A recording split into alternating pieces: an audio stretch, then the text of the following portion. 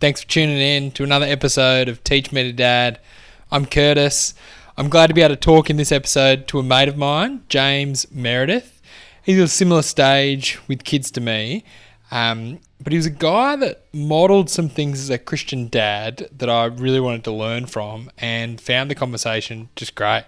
And so digging into his family life, some of the decisions they've made, circumstances they've gone through, and particularly how James has been able to be a helpful, stable presence as the dad husband in that house. So anyway, I hope it's particularly helpful. I found it really good. I hope that it edifies you, helps your family, and obviously big thanks to James for sitting down and having a chat. Before we get into it, shout out again to Fruit, the Bible reading app to help Christians get into the Bible and grow even when they're busy. So if you don't have much time to read the Bible, you want to try something that could be a tool to help you make Bible reading a reality and more regularly. Fruit's an app to help. Check out the link in the description. Get into it. Hit up tryfruit.com and join the wait list to be part of the community. Let's get into it. James, teach me to dad.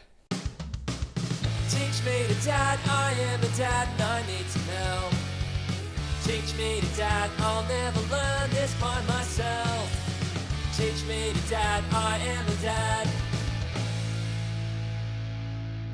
James, good to have you. I wanted to, before we just start chewing the fat around some things, just give people a little bit of who you are relative to me. So I would have known you from when we were both probably 18, 17, I suspect, around that time.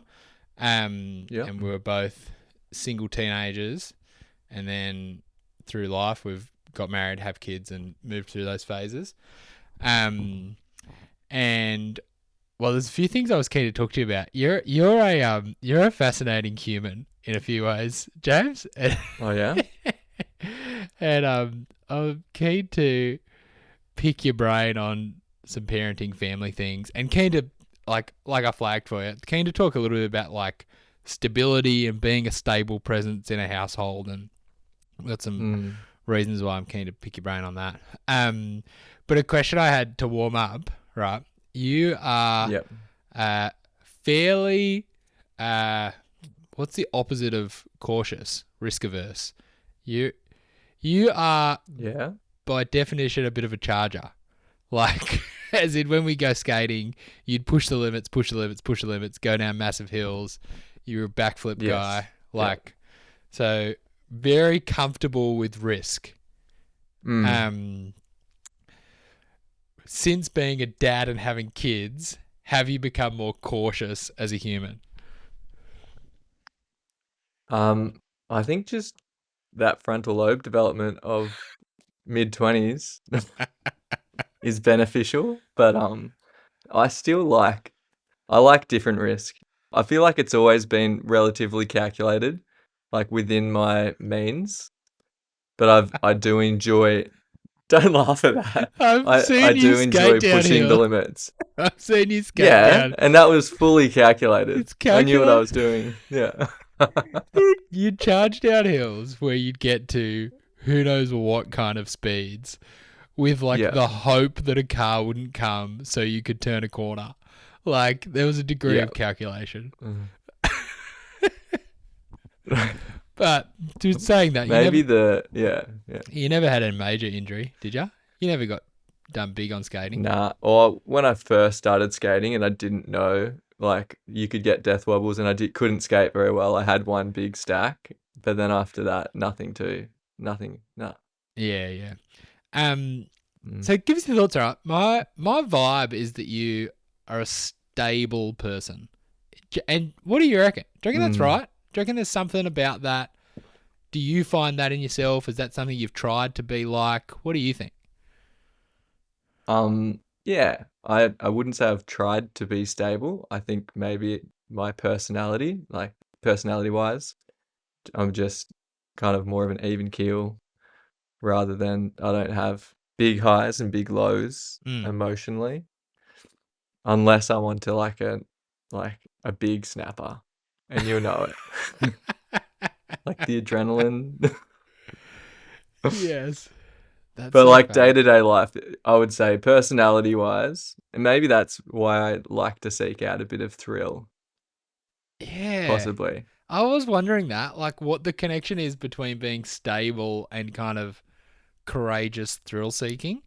Like, is it because you've just Mm. got a steady hand and you're like, I can do this. I'm not overwhelmed. What? Yeah.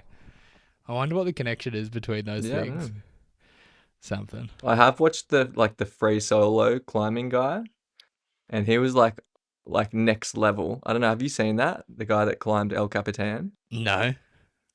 Nah. Or like absolutely insane without any ropes or anything. But he was like full on, like he needs the adrenaline to actually feel alive because day to day Ha. he's so numb. Gotcha. And like, and that's not me, but like, but maybe there's a bit of that. Not Gotcha. to that extent though, because there's Life is no way I life would is do like something like this. that. He It's wants to just, live like this. Yeah, yeah. yeah, yeah. So for him to feel that, Yeah, but I wow. was just like, oh yeah, maybe a Yeah, bit of that. yeah, okay.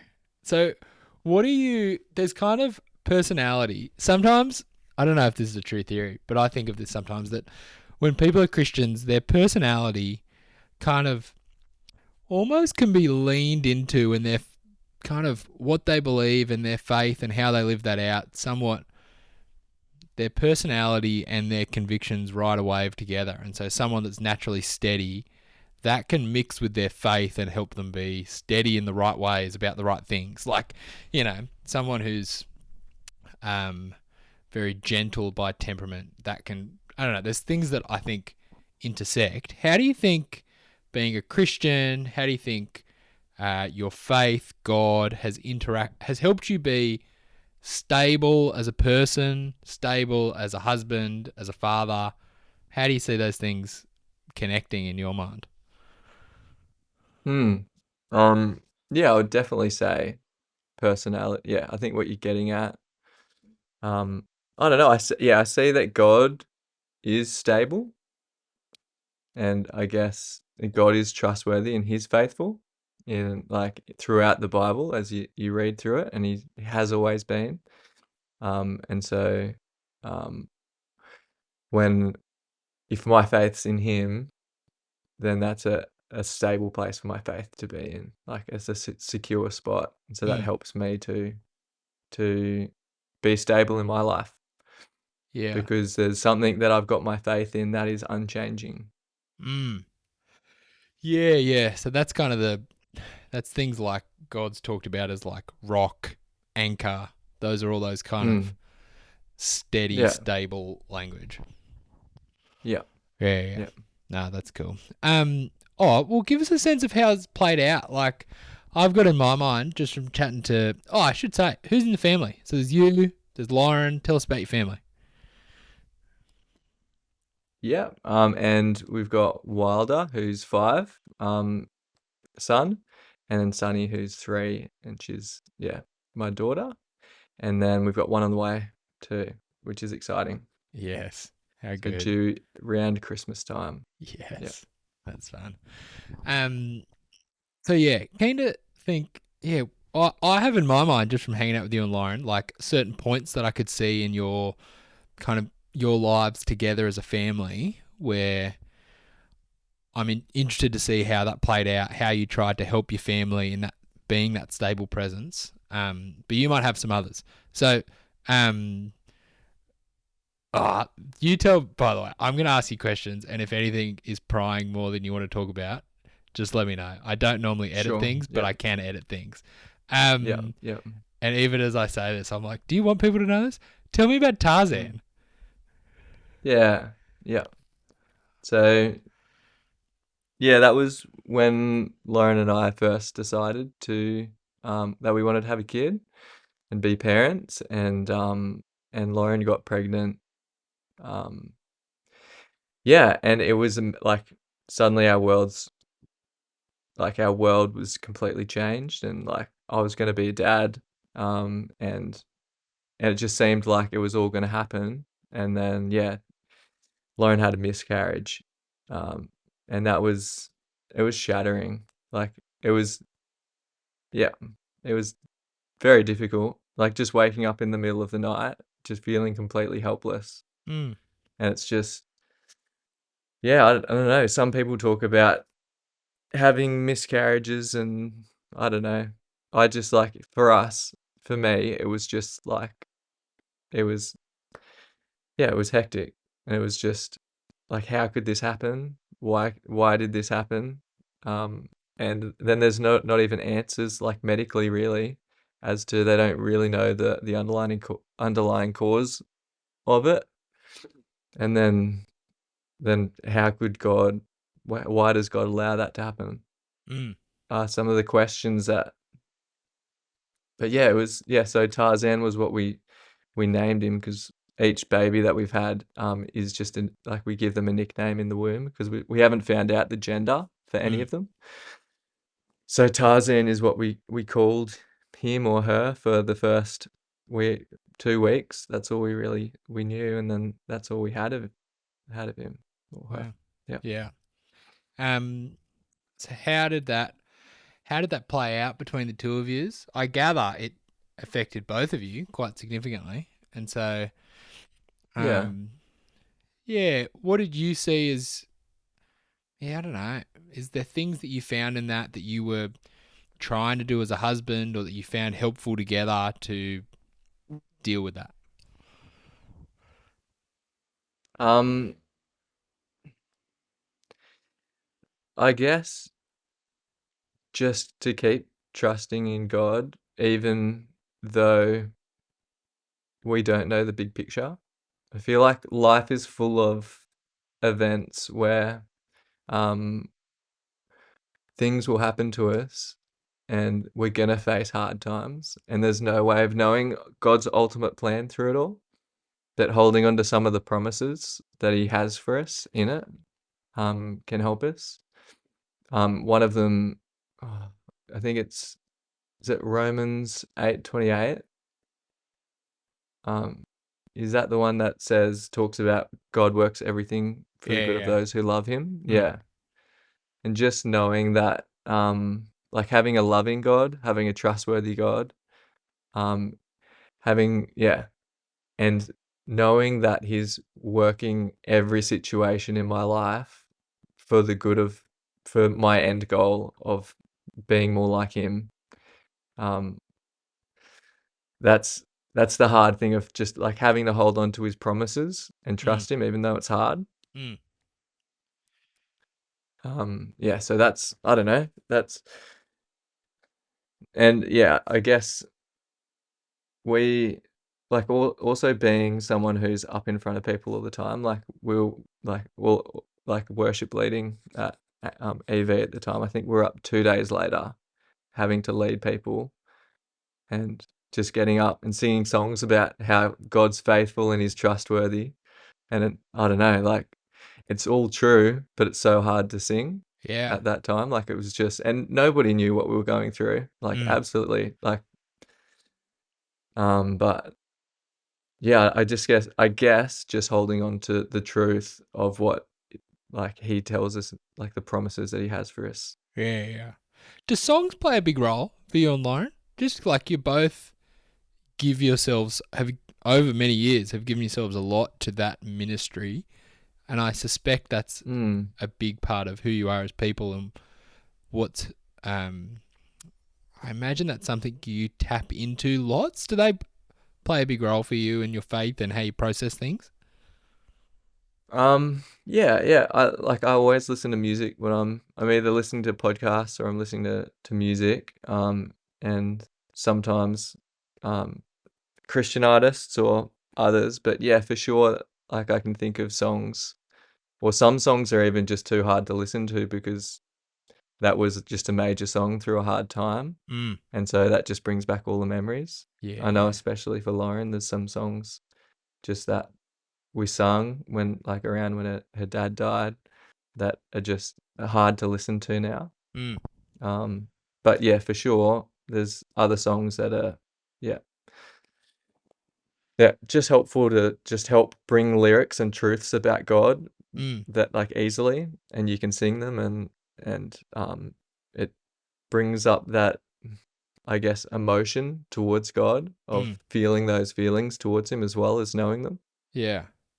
Yeah, yeah. Well, I imagine so Lauren's dad, another Mm. huge moment, like Dean. Um Yeah. like so Dean was sick for a bit and then died, and that's just huge. Like, Mm. and then particularly huge for your wife, but then you as well, and your kids. So, like, Mm. tell me about that. How did, yeah, and what was helpful for the family? What ways you felt like you could be of some help to them? As I don't know, it was just huge. Like losing Dean's been, Yeah. it's big for 1,000 people. Like, but yeah, Mm. yeah. Give us, what are your reflections on that process and that time? Like I'll say this, but I wouldn't say that I've done did a great job through it. I don't know.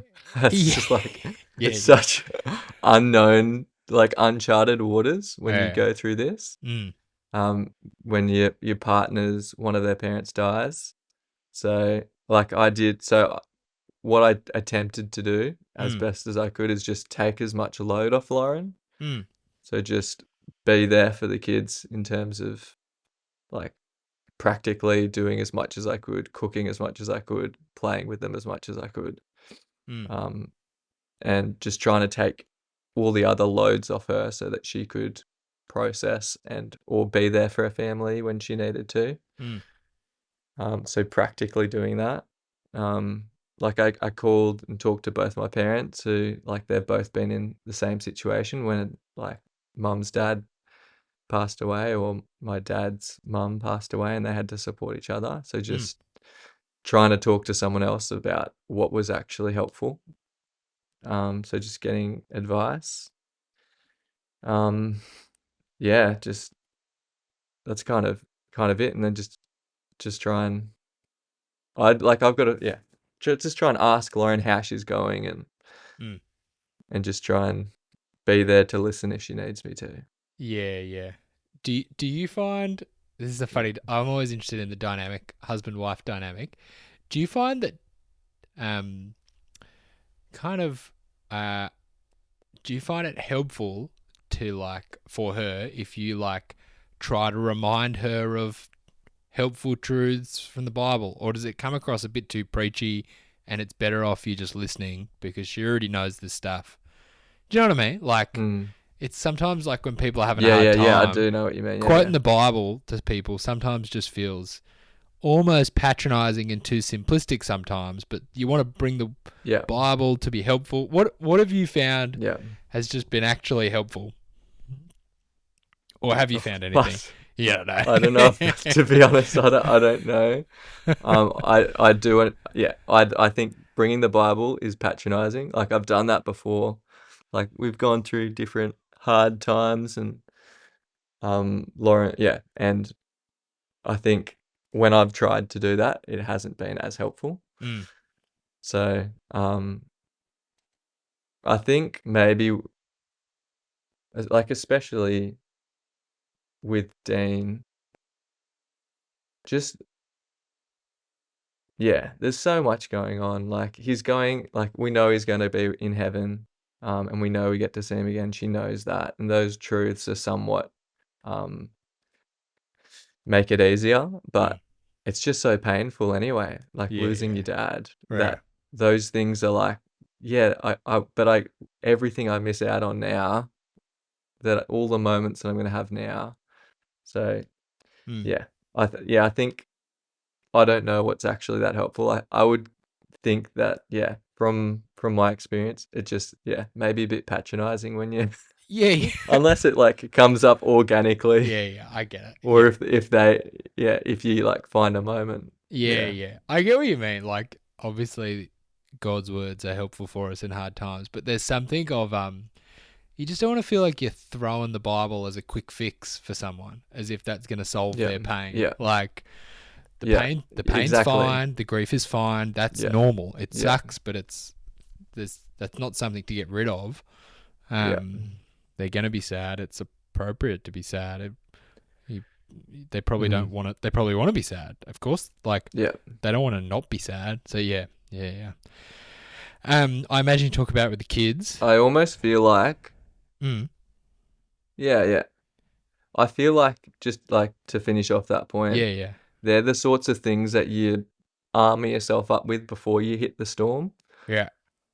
So, and that's so much easier to do. And so that thing that they come back to you individually at moments when you need them. Mm. And that's the army that you wear to survive the storm. Yeah. But when you're in the storm, Yeah. you don't Yes. want to hear that. Yes. Because you're like, this isn't taking the pain away. Yeah. Yes. This is something that I know and it's true, but I just need to be in the pain right now. Yeah. And Yeah. I feel like Yes. that's the actual reality of it. Yeah. I've got this Christian book on suffering on my bookshelf, and it's like the intro to the book says something just like that, like, you need to build a bomb shelter, storm shelter way before the storm comes, and if you're getting hit by a hurricane, man, it's too late to start building a shelter. Like, you want to have things in place beforehand.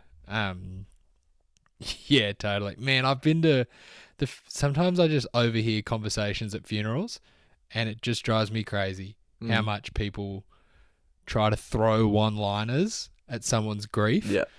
I think because they're uncomfortable with the person's grief, like, and they want to try to get rid of it or something. It's Or people just don't know what to say. They don't. Yeah. It's Like, a hard thing. you can't really blame it. It's like, yeah. Yeah, because in some way there's nothing to say. Yeah. Yeah. Yeah. Yeah. How did it play it with your kids? Like particularly Wilder. Yeah. Like, I'm guessing he's just talked about it plenty. I don't know. How did that play out? Yeah. We just, like, he knew that that Dean was sick. Sunny was obviously too little. She couldn't speak, so she didn't really understand what was happening. But yeah, Sunny, Wilder, sorry. Yeah, we just chatted to him just like we do with everything. Like, he wants to know about life, and so he had some really deep questions, and sometimes he just hit Sal up with some absolutely cracking questions.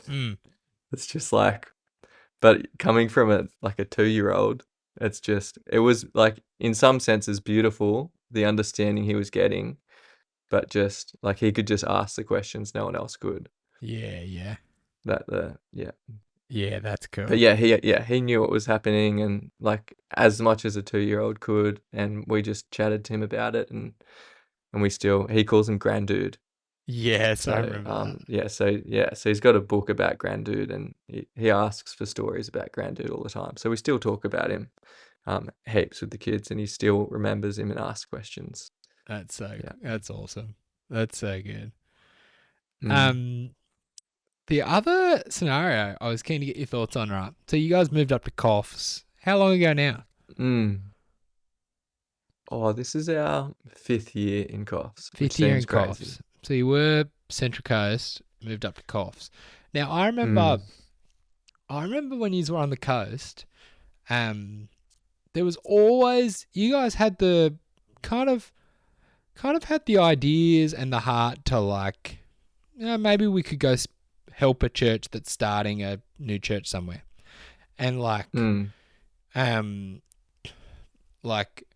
both of you are fairly up for an adventure to some degree. Like, you're happy to take on whatever, and there's that stability and courage and happy to take risks, and Lauren has a bit of a spirit of adventure.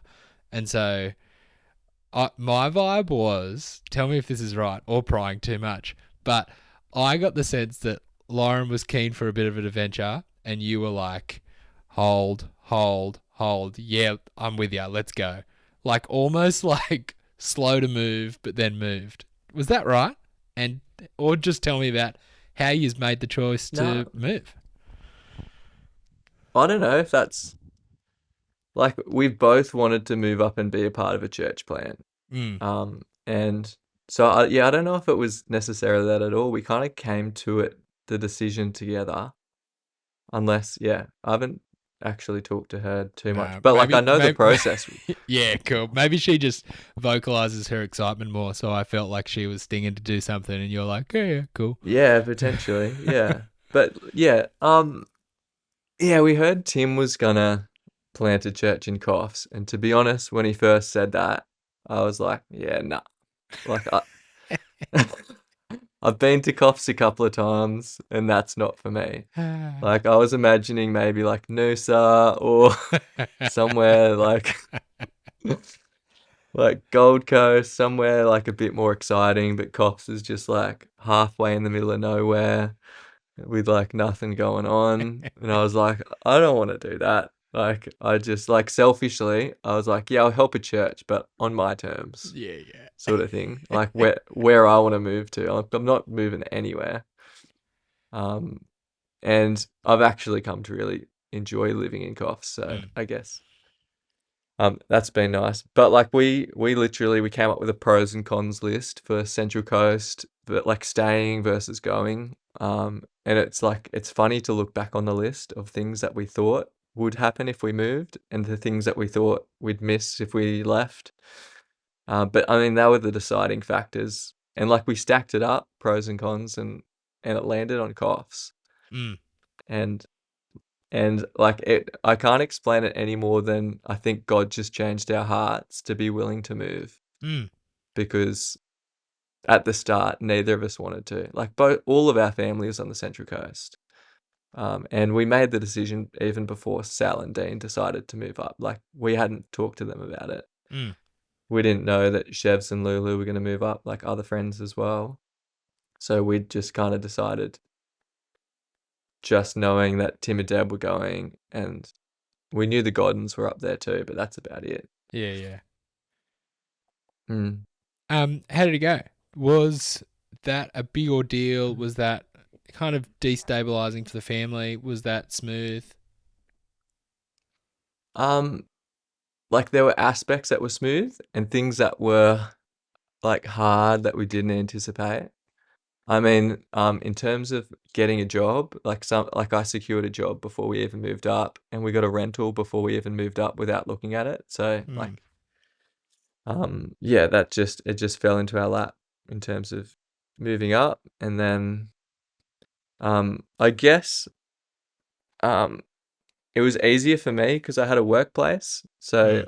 I just like made friends because I was in a workplace full time, whereas Lauren wasn't, and she had Wilder, who was only 3 months old, and she just moved away from her mum's groups, and then we basically hit COVID, so Yeah. she couldn't really get out and meet anyone, Mm. and I had to be out. So like it was a slow start, especially for her, but she's got heaps of like as the church has grown and more people have come in, she's got an awesome support of like women in her life, and she's running a Bible study now um with heaps of yeah, ladies in it and loving it. Yeah, yeah. So she's definitely getting a cup filled with being surrounded by godly women and people in her life that can. So yeah, that's been good. Mm. Um, I'll tell you something funny that like we thought our life might look like that it what didn't. Like I thought like one of the pros was like moving up, and like in one way, in one sense it's true, but in a other real sense it's not. Like of just living out our faith as missionaries in Coffs Harbour. Like imagining that we're just, and like to one extent we are, but all the same challenges as doing it on the Central Coast are the same challenges up here. Like Yeah, meeting new people is still just as hard as it was down there. yeah, yeah. Like sitting, reading your Bible, spending time with God is just as hard as it was there.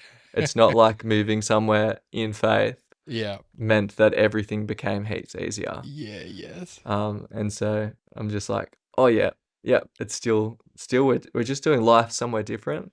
And it just happens to be a church that's smaller, less resources. So it just means like we can give to a church in a massive way at the Mm. start and continue to. But yeah, all the same struggles that you have or that anybody else had Yeah, yeah. like are the same as when you move away and start something. Yeah. It's so funny, hey? The idea of going somewhere just has such a romantic feel, like you'll just be a whole different Yeah. person over there. because I'm there Yeah. intentionally. Like Yeah. turns Yeah. out turns out you are the same you, even if you drive, even if you hop in the Yeah. car for 5 hours. Yeah. It's not a huge life Yeah. transformation. Yeah, No. yeah. No. um. Oh, look, I've got one other question for you that's a little bit uh random to the side. But are there other kind of before I to kind of wrap up some of this stuff? Any other thoughts you have Mm. around this thing? Things you want to say, particularly on trying to bring that stability, help a household be not maybe not frantic, remembering that God's faithful and stable and we can rely on him. Mm. Like those kind of things. Any other thoughts you want to add before yeah, well I got you. Um, I think maybe the other thing that I've always tried to do, which I don't think I always do perfectly, but just try and read people in terms of if there is some sort of like often stability is talked about because there's like people or like unstable things happening around you, right? And so when you encounter somebody who is yeah, like when you create like when you encounter that, it's look trying to read them and say like why are you reacting in that way? Am I the reason, or have other things happened in your day and I'm just copying it because I'm the last person that you see, or maybe I was the straw, or like just trying to consider other factors.